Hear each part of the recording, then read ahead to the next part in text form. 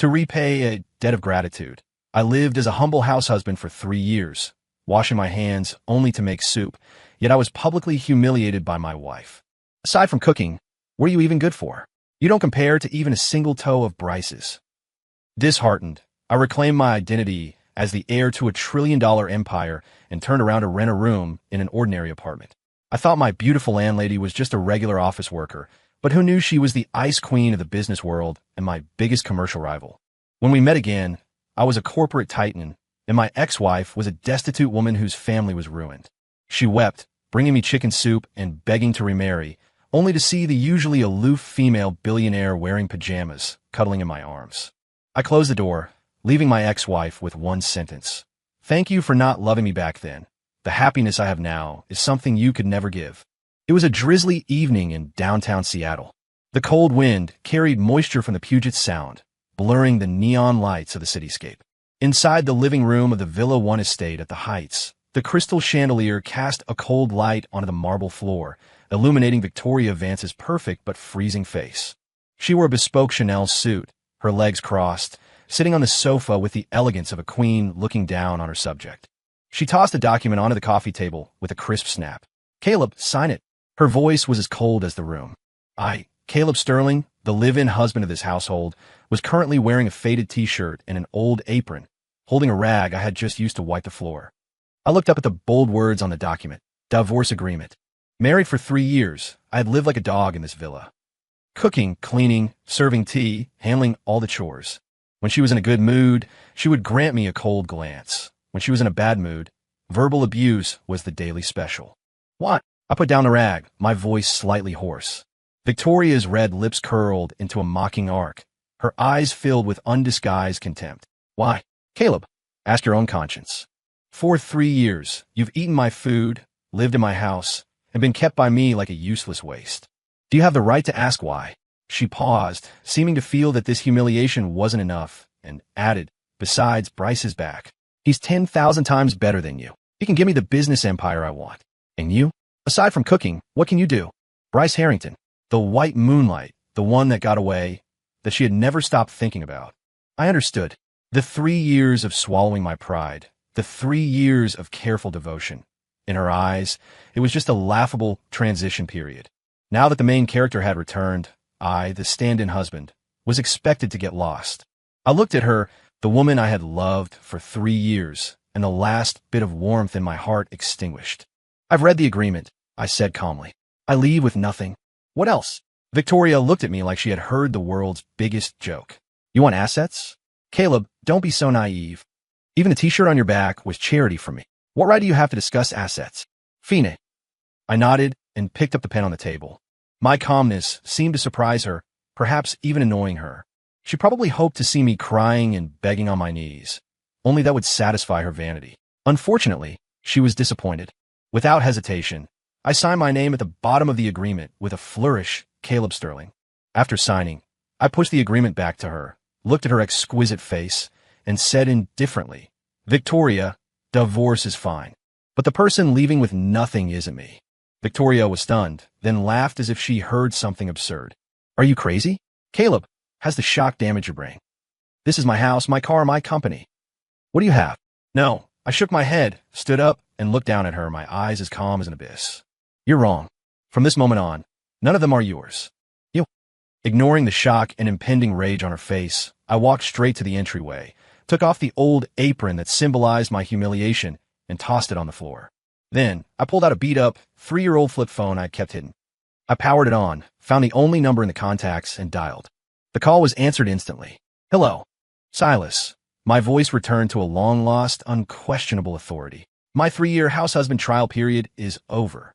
There was silence on the other end for a moment, followed by a voice trembling with excitement. Sir, you've finally come to your senses. I'll arrange everything immediately. Immediately. I hung up and tossed the flip phone into the trash can. Then, I turned around to face Victoria's eyes, which were full of suspicion and anger, and calmly announced, I'll give you 10 minutes. Take your things and get out of my house. Your house. Caleb, are you sleepwalking? I think you really are crazy. Victoria finally exploded. She stood up abruptly, pointing at my nose and screaming. Just then, her phone rang. She glanced at the caller ID. It was her company's CFO. She answered impatiently on speaker. What is it? Can't you see I'm busy? The CFO's voice came through, distorted by terror. Ms. Vance, it's bad. All the company accounts have been frozen. We just got notice. Titan Vanguard has initiated a hostile takeover. We're finished. Victoria looked as if she had been struck by lightning. She froze, the blood draining from her face instantly. Titan Vanguard. That was a global capital predator, a top-tier giant. A stomp of their foot could make the entire city of Seattle tremble. Why would they be interested in her small company? Before she could recover from the shock, her phone rang again. This time, it was her personal lawyer. Ms. Vance, your personal assets, including all real estate, vehicles, and equity under your name, have all been frozen. The reason is, sources of funds are unclear. Clatter. The phone slipped from her weak hand, hitting the floor and shattering the screen. She looked up in disbelief, staring dead at me. The husband she viewed as worthless trash. At this moment, my eyes were indifferent, as if I were looking at a stranger. You did this. Her voice trembled, filled with fear. I didn't answer. Outside the villa, a deep, synchronized roar of engines could be heard. A row of black Rolls-Royce phantoms, like ghosts in the night, silently pulled up to the villa entrance. The beams of their headlights cut through the rain, illuminating the living room as bright as day. The car doors opened in unison. A group of bodyguards in black suits and white gloves filed out, respectfully lining up on both sides. Finally, from the back seat of the lead car, a silver-haired, upright elderly man stepped out. He held a black umbrella and walked quickly to the door. The moment he saw me, tears streamed down his face, and he bowed deeply. Sir, your servant Silas Thorne is here to take you home. A deathly silence filled the living room. Victoria stared blankly at the group of black-clad bodyguards at the door, at the faces that usually only appeared in financial magazines belonging to Titan Vanguard's high command, and then at Caleb, whom they called Sir. Her brain completely crashed. Sir? What sir? The waste who had mooched off her family for 3 years, whom she ordered around like a servant, less than a dog. He was someone, sir, and for Silas Thorne, the steward of Titan Vanguard, to come personally and respectfully call him that. An absurd, terrifying thought that she dared not contemplate began to grow wildly in her mind. Silas Thorne, known as Mr. Thorne, the number 2 figure at Titan Vanguard, was a founding veteran who had built the empire alongside the chairman. His power was at the very tip of the pyramid in the American business world. And now, this big shot who could cause an earthquake in Seattle with a stomp of his foot was standing respectfully before Caleb like a servant. Sir, you have suffered these past 3 years. Silas looked at the cheap t-shirt on me, his eyes reddening. I waved my hand and said lightly, no suffering. It was just a game. Now, the game is over. My gaze swept over the dumbfounded Victoria, and I spoke coldly to Silas. Silas, I just told Miss Vance to get out of my house within 10 minutes. How many minutes have passed? Silas glanced at the Patek Philippe on his wrist and answered respectfully, replying to Sir, 7 minutes have passed. 3 minutes remain. After speaking, he turned around. The originally kind and amiable face was instantly covered in frost, his gaze shooting toward Victoria like a knife. Ms. Vance, did you not hear my master? Or do you need me to send someone to help you pack? He emphasized the word help heavily. The group of black-clad bodyguards took a uniform step forward, their aura imposing. Victoria trembled all over, her lips quivering, but she couldn't say a word. Her mind was in chaos. Useless husband. Titan Vanguard. Sir, take over. Assets frozen.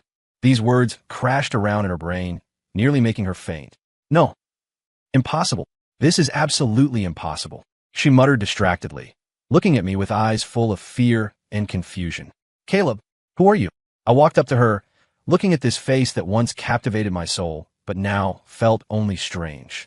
A mocking curve lifted the corner of my mouth. Who am I? I'm Caleb, the one who worked like an ox and a horse in your house. The one you called a waste, a pauper, a loser. I leaned in close, whispering in her ear, so only the two of us could hear. All right, I forgot to tell you. Titan Vanguard is mine. Boom.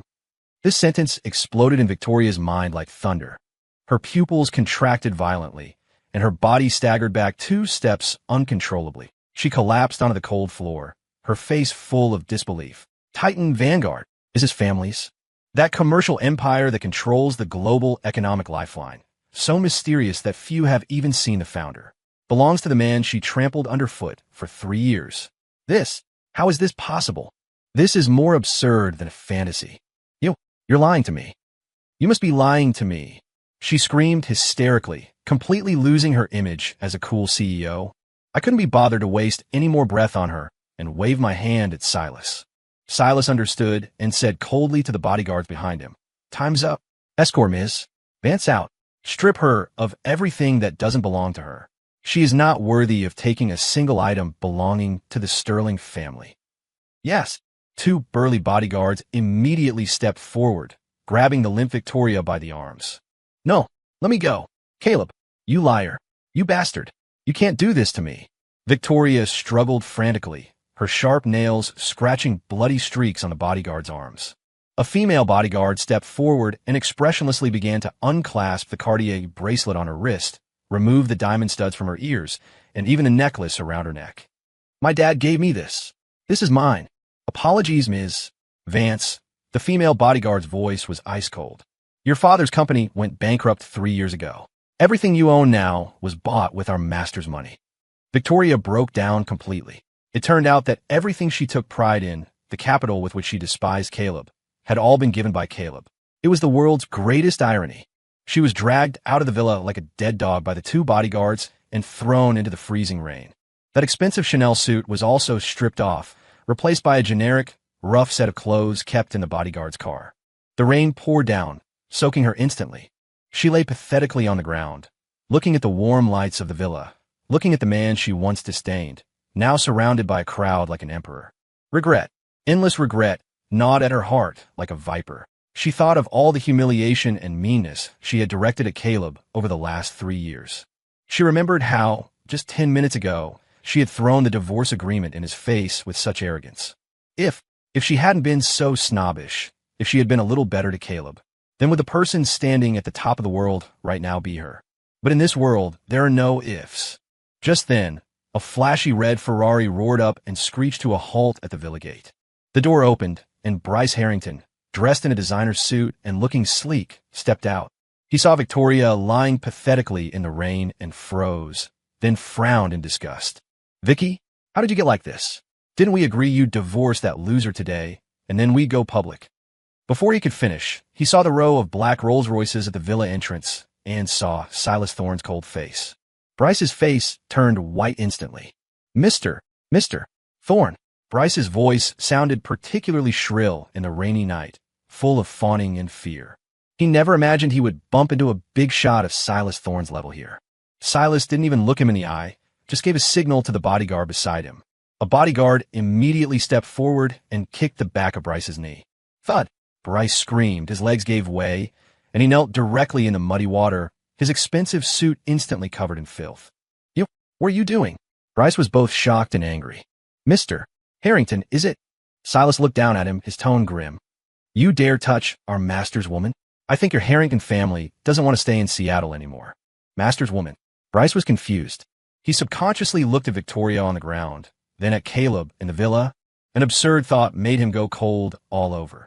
Could it be that Waze Caleb is the master Silas spoke of? Impossible. Absolutely impossible.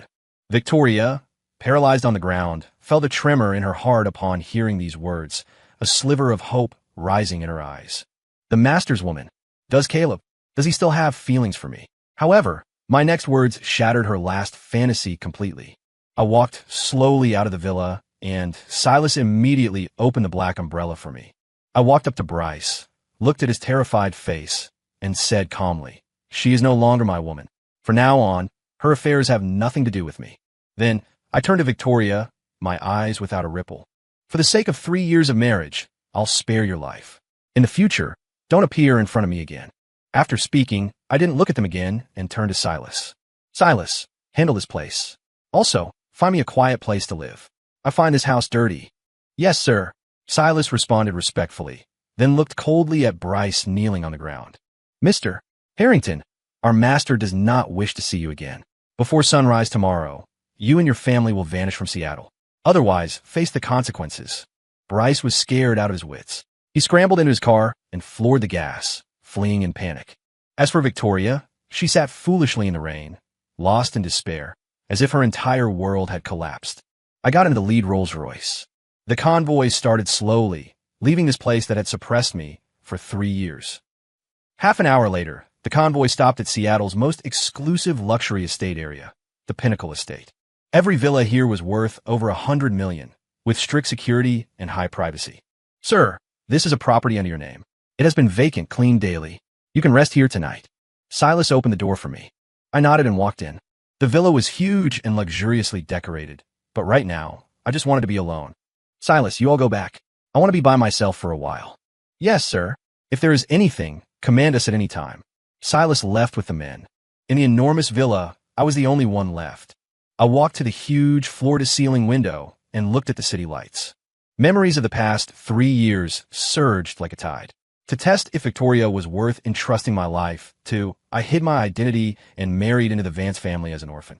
I thought 3 years of genuine devotion could warm even a stone or exchange for a shred of true feelings.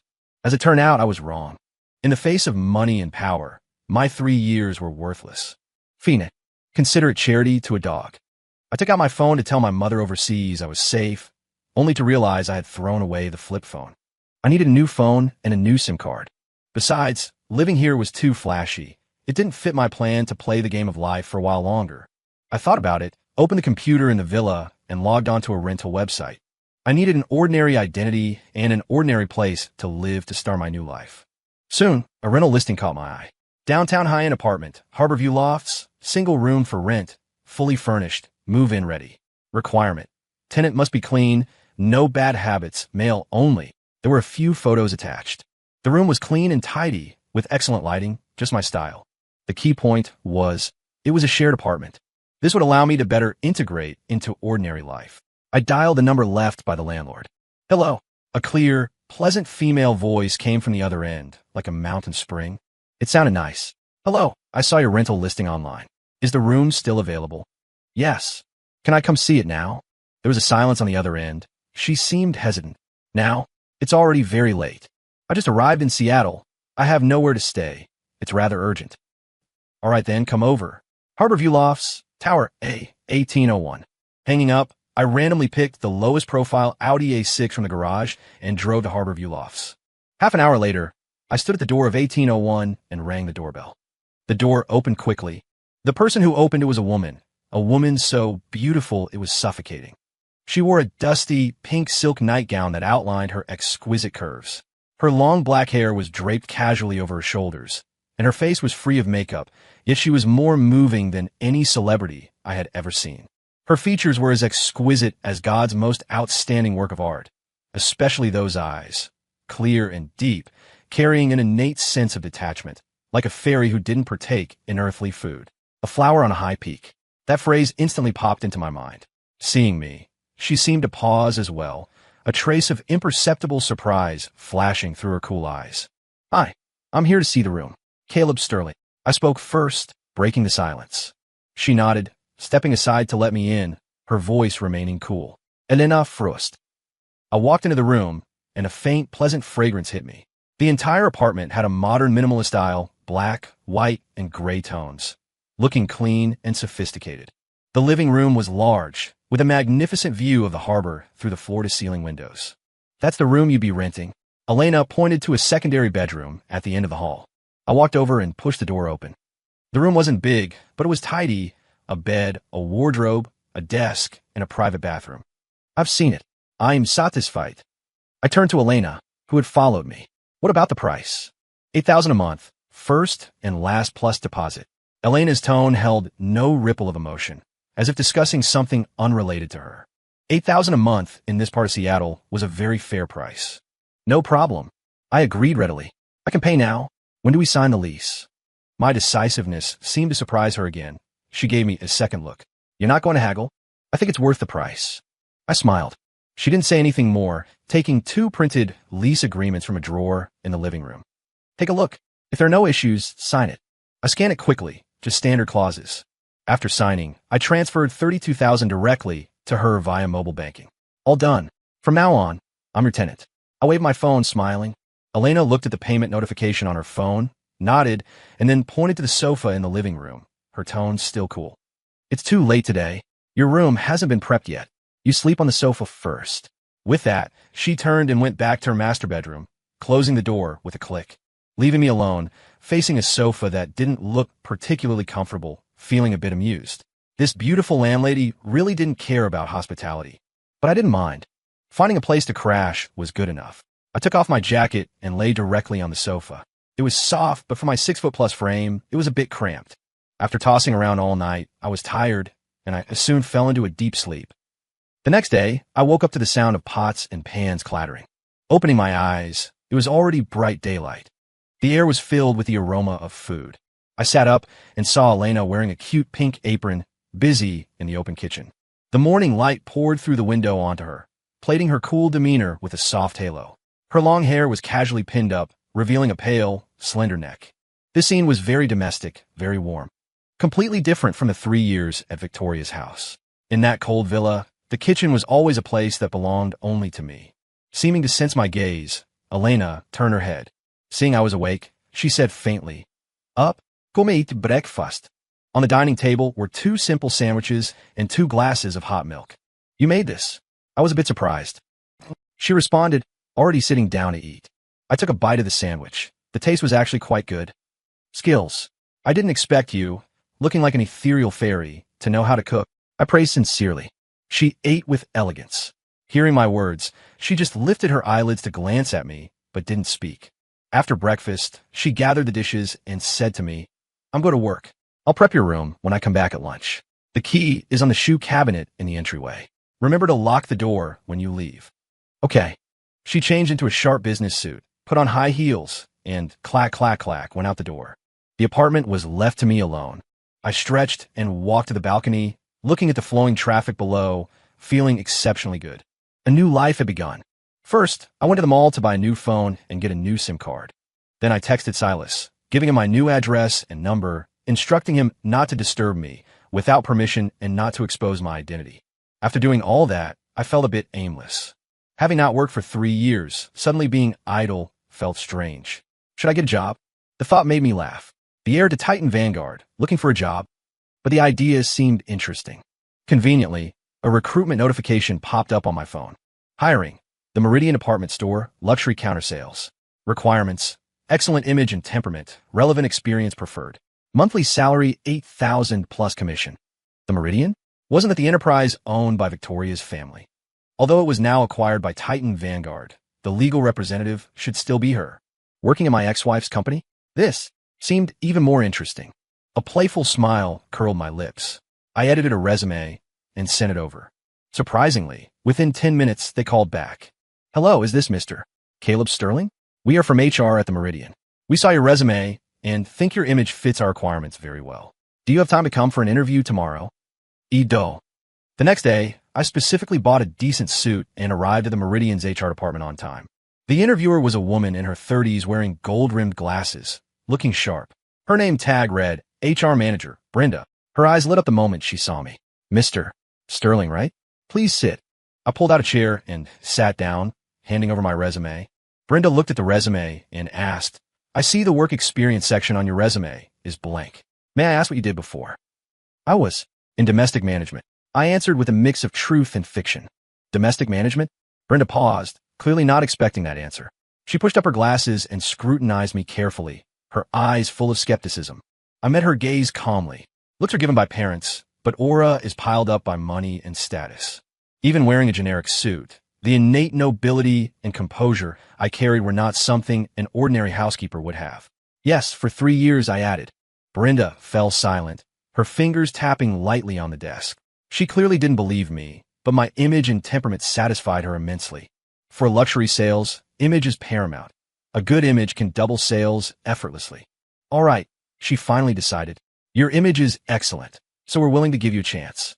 1 month probation, base salary 5,000 plus commission. If you pass probation, you'll move to the formal employee salary scale. How's that?" "Acceptable." I nodded. "Good.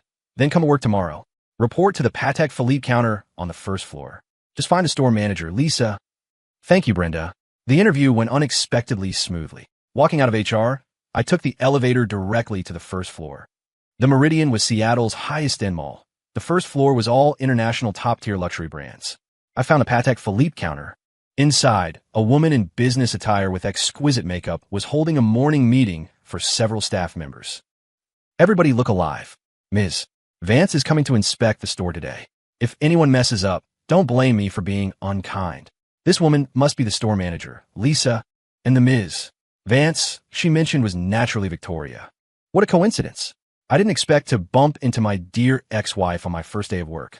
Hello. I'm a new sales associate reporting for duty, Caleb Sterling.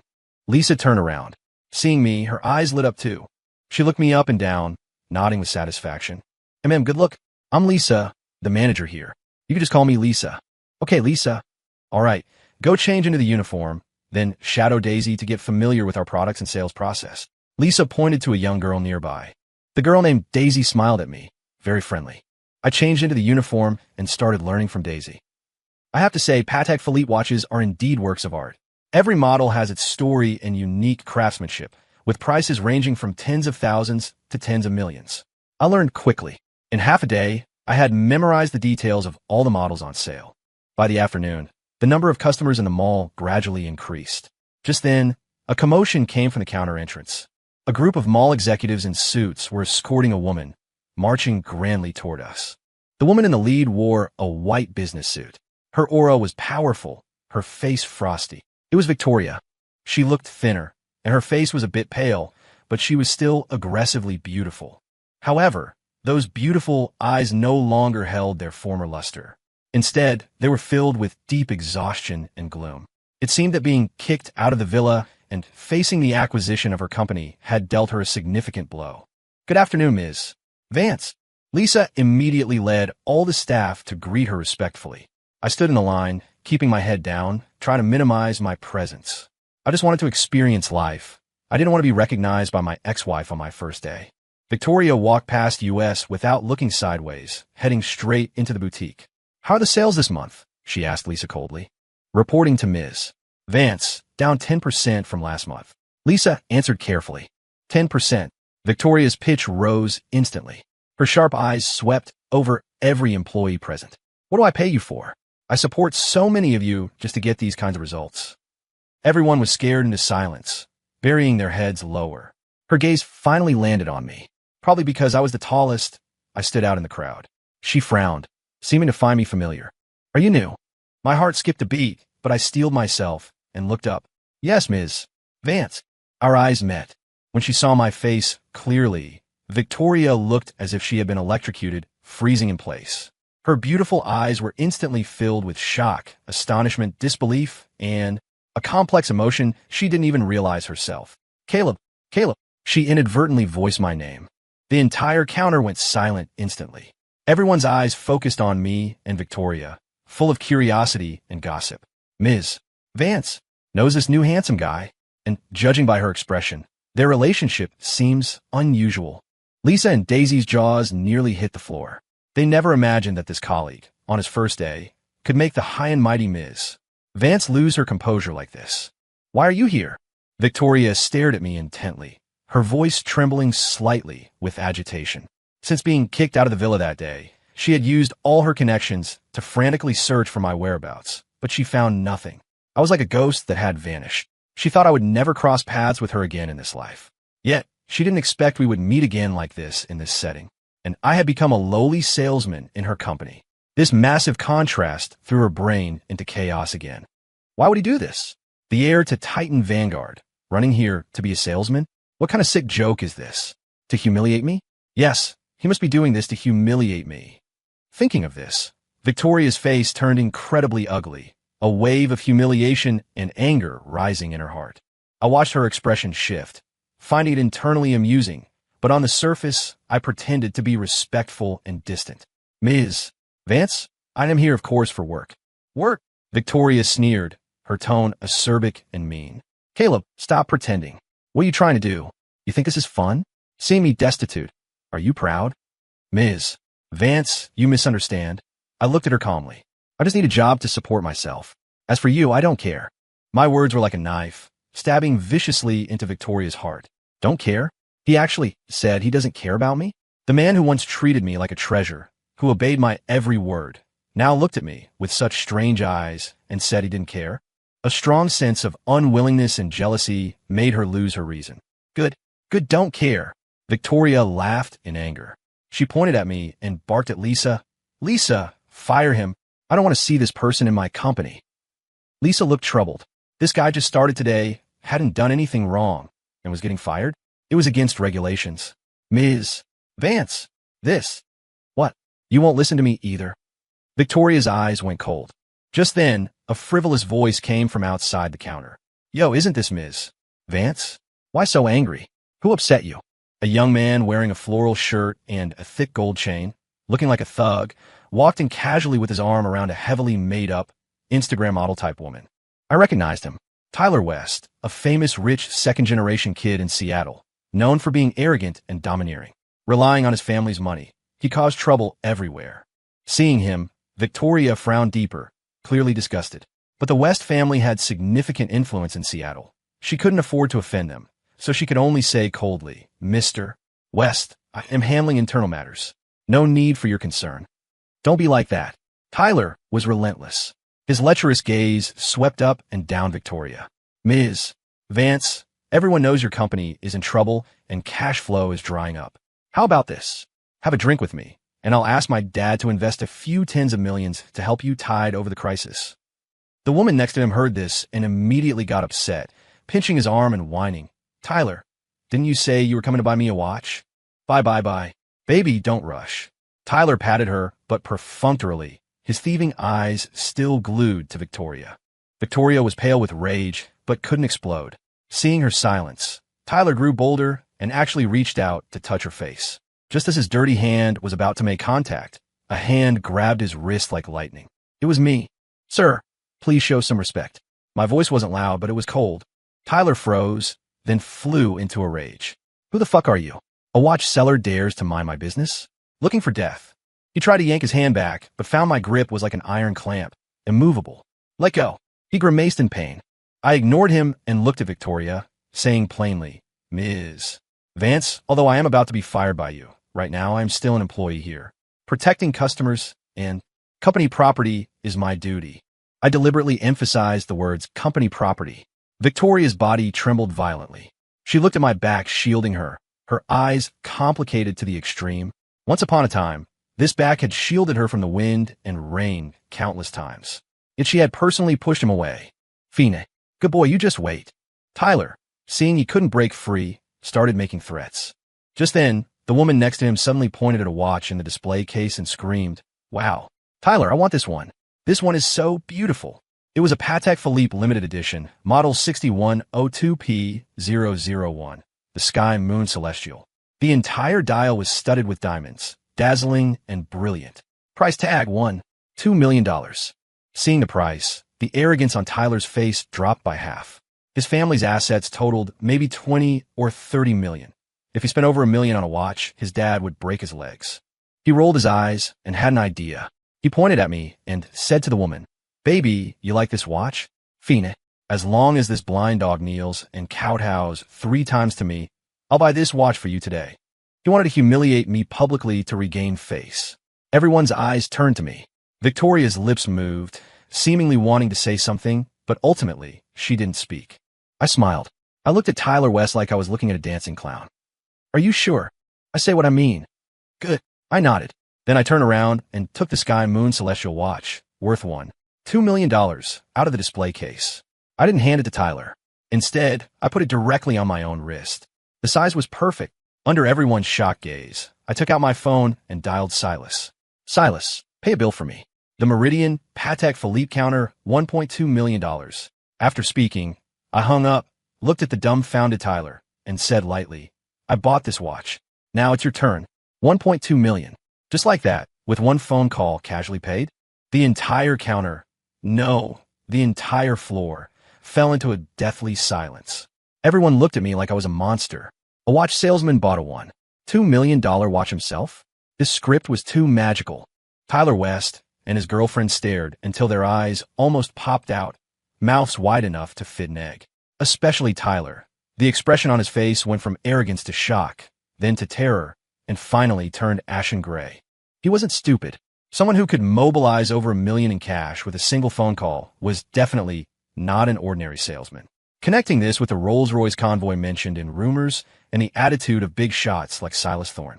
A truth that made his hands and feet cold surfaced in his mind. He had provoked an existence he absolutely could not afford to provoke. Thump! Tyler's legs gave way, and he actually knelt down, facing my direction. Big brother. No, sir. I was wrong. I failed to recognize Mount Tai. I'm just a fart. You are magnanimous. Please just let me go. He spoke while frantically slapping his own face, the smack-smack sounds ringing out. The rich second-generation kid who was arrogant just moments ago was now cowering like a dog. The influencer girl was scared silly, hiding to the side, pale and daring not to breathe. I looked at Tyler kneeling on the ground, my eyes holding no pity. Scram. I said just one word. Yes, yes, yes. I'll scram right now. Right now. Tyler felt as if he had been granted amnesty, scrambling away on hands and knees, abandoning even his girlfriend. A farce ended just like that. But the atmosphere in the boutique became incredibly weird. Lisa and Daisy looked at me with awe and curiosity. And Victoria stood rooted to the spot, her body trembling slightly, her face as pale as paper. She looked at the glittering sky moon watch on my wrist, then at my calm face, her heart churning with mixed emotions. So he wasn't acting. What he said was true. Titan Vanguard really belongs to his family. Buying a $2 million watch was as simple for him as buying a bottle of water is for normal people. And I actually humiliated such a dragon-like figure as trash for 3 years. I actually kicked him out of the house for a piece of garbage like Bryce. What have I done? Regret. Overwhelming regret, like the sharpest knife, sliced her heart piece by piece, hurting so much she couldn't breathe. She wanted to rush up, hold my arm like before, and ask why I lied to her. But she had no right. It was I who personally severed all affection between us. It was I who personally pushed him further and further away. Caleb, she spoke with difficulty, her voice hoarse. Can we talk? I took the watch off my wrist and put it back in the display case. Then I untied my employee apron and placed it on the counter. I looked at her, my eyes as calm as water, as if we really were just superior and subordinate. Ms. Vance, I think there is nothing left to talk about between us. Also, I paused and added, just now you said you want to fire me. Now, no need. I quit myself. After speaking, I didn't give her another glance, turning to walk away. Don't go. Victoria finally broke down. She rushed up regardless of everything and hugged me tightly from behind. Her body was trembling, hot tears soaking the back of my suit. Caleb, don't go. I know I was wrong. I really know I was wrong. Give me one more chance, okay? Let's remarry. Let's start over. She cried her heart out like a helpless child. Everyone around watched, stunned. The cold, domineering female CEO was actually hugging a salesman who just quit, crying and begging him not to leave. This was too much information to process. Feeling the damp heat on my back, my body stiffened.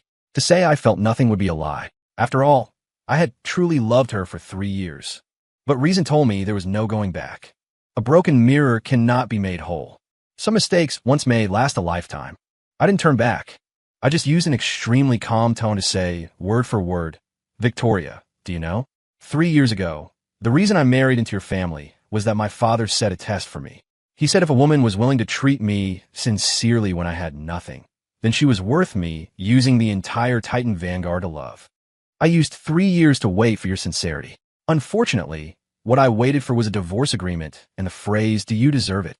So, now it's my turn to ask you. I slowly pried open her hands that were hugging me tight, turned around, and looked directly into her tear-streaked face. Victoria, do you think the current you still deserves it? Do you deserve it? These 3 words were like 3 sharp knives, stabbing ruthlessly into Victoria's heart. She trembled all over, her hands slipping weakly from me. Yes, I don't deserve it. Before, I despised him for being poor, for being useless, for not giving me the life I wanted. Now, he owns the world, and I don't even have the qualification to stand by his side. What irony. She looked at my indifferent face, opened her mouth, but couldn't make a sound. All explanations, all repentance, seemed so pale and weak in front of cruel reality. I ignored her again, turning and striding out of the meridian. Behind me was her uncontrollable, despairing crying. Walking out of the mall, the sky outside was getting dark. I took a deep breath of the cool evening air, feeling the heavy stone pressing on my heart for 3 years, finally completely lifted. From today on, Victoria and I had no further connection. I drove back to Harborview Lofts. Just as I opened the door, I saw Elena was already back. She had changed out of her business suit into a loose white t-shirt and gray cotton pants, her long hair tied in a casual ponytail, preparing dinner in the kitchen. The afterglow of the sunset poured through the window onto her, making her look much gentler. Back. Hearing the door, she looked back at me, her tone still light. Yeah. I changed my shoes and walked in. How was work today? Okay. Simple dialogue, but it made me feel very comfortable. No fake pleasantries, no deliberate fawning. Just like two friends who had known each other for a long time. I quit my job today. I walked to the kitchen doorway, leaning against the frame, watching her busy back. Her movements paused. She turned, her clear eyes looking at me. What? Got into a fight with the boss. I shrugged. She didn't pry, just said faintly, just as well. Come help me wash the vegetables. On it. I washed my hands, walked over, and stood shoulder to shoulder with her, starting to wash the greens. The space wasn't big. We were close, and I could even smell the pleasant scent of her shampoo. The atmosphere was a bit subtle. You. We spoke at the same time. You first. I smiled. She glanced at me, the tips of her ears seeming to turn a bit red. Nothing. What did you want to say? I wanted to say, to celebrate my unemployment on the first day, dinner is on me tonight. Let's eat out. She shook her head. Restaurant food is too oily, not healthy. Let's eat at home. Then, I'll cook. She looked at me skeptically. You can cook. Of course. I looked proud. Housekeeping was my old trade. In the end, I made dinner. 4 dishes and a soup, simple home-style food, but perfect in color, smell, and taste. Elena tasted a bite, and for the first time, a look of surprise appeared in her cool eyes. I didn't expect you really could cook, and it tastes very good. Naturally. Look who I am, I said without modesty. We ate happily that meal. Though we didn't talk much, the atmosphere was harmonious. After eating, I voluntarily cleaned up. When I came out of the kitchen, I saw Elena sitting on the sofa, looking at something on her tablet. She was focused, her brows slightly furrowed. I walked over and realized she was watching the video of the farce that happened at the Meridian this afternoon. Some busybody had filmed it and uploaded it online. It was now the #1 local trending topic. The video title was explosive. Mystery tycoon drops millions on watch to slap down arrogant rich kid. Domineering female CEO breaks down begging for reconciliation. The video was very clear, capturing me, Victoria, and Tyler. The comment section was blowing up. Holy crap, this guy's so handsome and rich. Bought a 1.2 million watch just like that. Isn't this a novel plot? The protagonist playing the pig to eat the tiger, and the blind ex-wife asking for the guy's number. I'm much better behaved than that CEO. Feel sorry for the CEO. Looks like she regrets it. Too bad. She did it to herself. I watched the video, rubbing my nose helplessly. I didn't expect to become famous so easily. The person in the video is you, right? Elena put down the tablet, looked up, and stared at me quietly with clear eyes. She had recognized me long ago. I nodded, not denying it. It's me. So, you're a housekeeper, and that female CEO is your ex-wife? Yeah. She fell silent. The atmosphere in the apartment solidified for a moment. After a long time, she spoke slowly, asking a question that surprised me. Then do you still love her? I froze. Then I smiled and shook my head. Not anymore. From a moment she threw the divorce agreement in my face, I stopped loving her. Hearing this answer, she seemed to breathe a sigh of relief. Just then my phone rang. It was an unknown number. I answered, and a careful voice came from the other end. Hello. May I ask, is this Mr. Caleb Sterling? Speaking. Who is this? Mr. Sterling, hello. I am Tyler West's father, Richard West. My son was ignorant and offended you at the mall yesterday. I am calling specifically to apologize. Richard West's attitude was extremely humble. Clearly, he had investigated my identity. Oh, how do you plan to apologize? I asked with interest.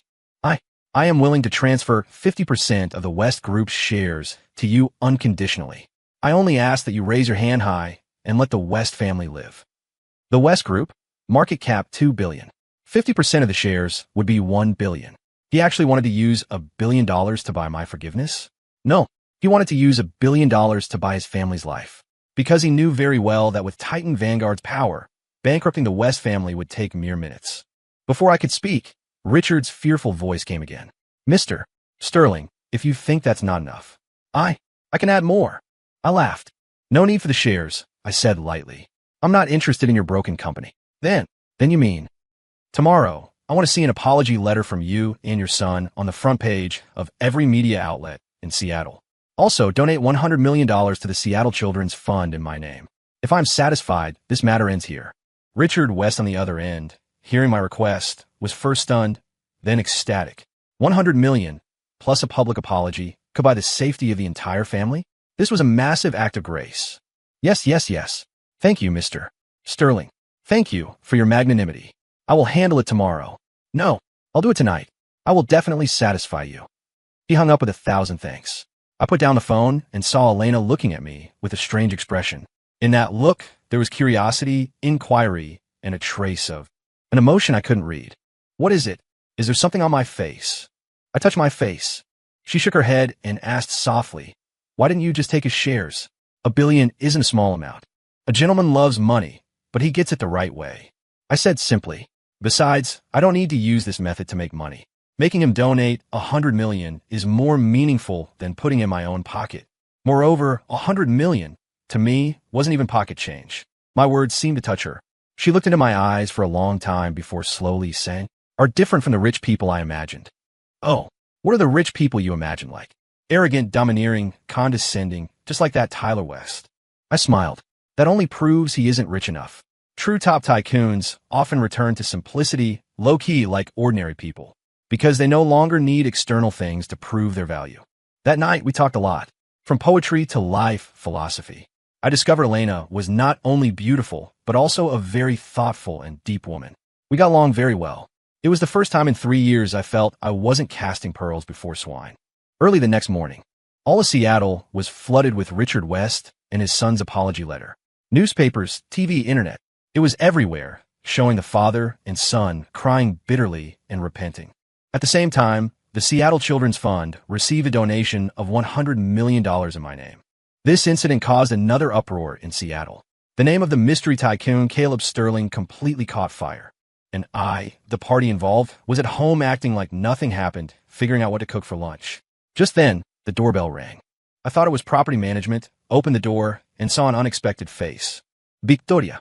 She stood at the door, holding a thermos, wearing exquisite makeup, but unable to hide the haggardness and red veins in her eyes. Seeing me, she squeezed out a smile uglier than crying. Caleb, I made you the chicken soup you like best, you. Have a taste. She carefully held the thermos out to me. I looked at her, feeling no ripple in my heart. No need, I said coldly. We are divorced. Please don't disturb my life in the future. I moved to close the door. Wait. She hurriedly blocked the door with her hand. Caleb, I know I was wrong. Give me one more chance, okay? Look, I made this soup myself. I never went into the kitchen before. So what? I interrupted her. You're doing all this now only because you know my identity. If I were still that penniless Caleb, would you be standing here? She was rendered speechless by my question, her face pale. Yes, if he were still that waste, she would be out having a romance with Bryce right now. Ms. Vance, please leave. I pushed, preparing to shut the door. Just then, Elena's voice came from behind me. Caleb, who is it? She walked out of the bedroom, wearing pajamas, rubbing her sleepy eyes.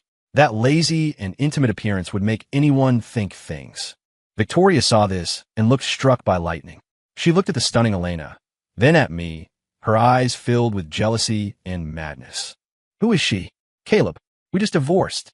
You found another woman already. She screamed hysterically. Elena seemed startled by her and instinctively hid behind me. I shielded Elena, looking at the crazed Victoria, my eyes turning completely cold. First, we are divorced. My business is none of yours. Second, who she is concerns you even less.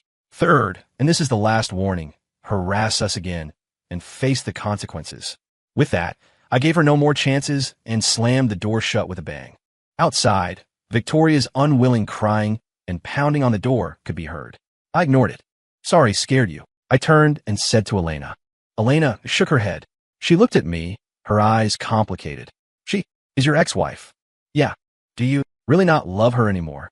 Really? She was silent for a moment, then suddenly stood on tiptoes and lightly kissed me on the cheek. A soft touch gone in an instant. I froze completely. She kissed me? That's a reward for you.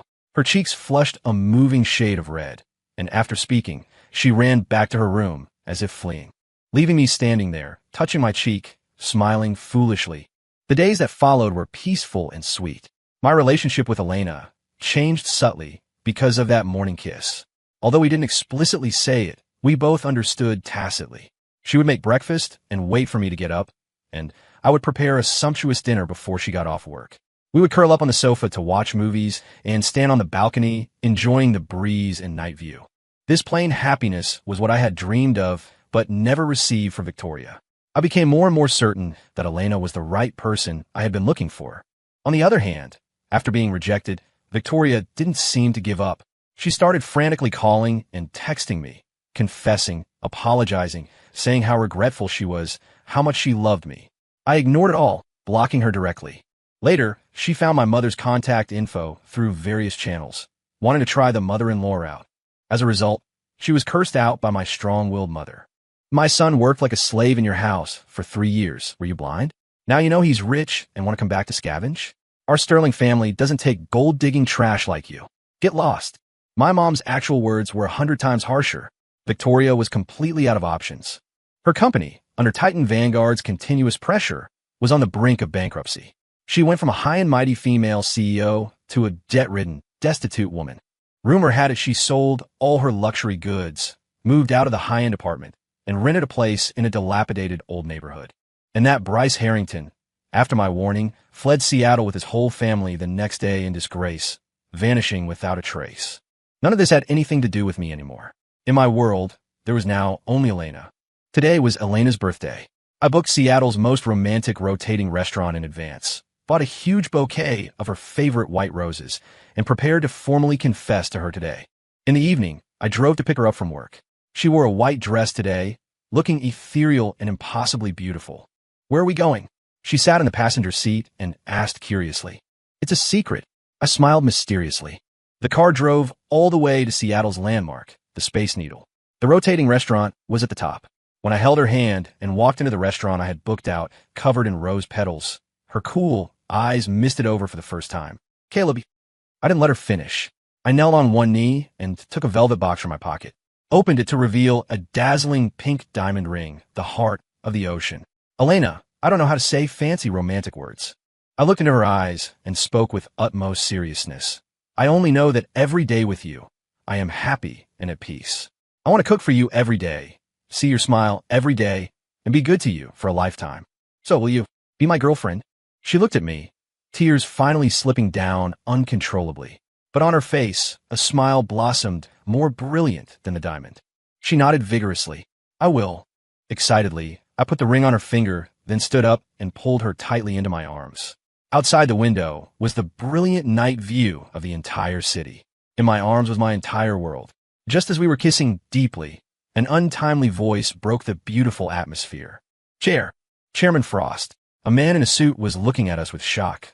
More accurately, looking at Elena in my arms. I recognized the man.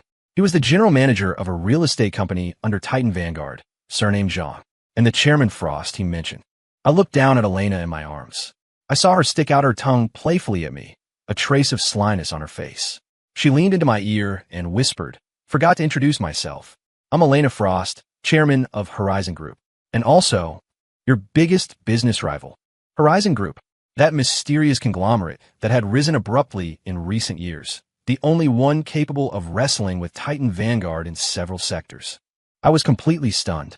After all this, I, the heir to Titan Vanguard, had actually picked up my biggest competitor? Seeing my dumbfounded look, Elena laughed even more happily. She stood on tiptoes and actively kissed my lips. After a long while, our lips parted. She leaned against my chest, her voice soft and sweet. But it doesn't matter. From now on, we are family. Right, darling? Looking at her eyes that seemed to speak, what else could I say?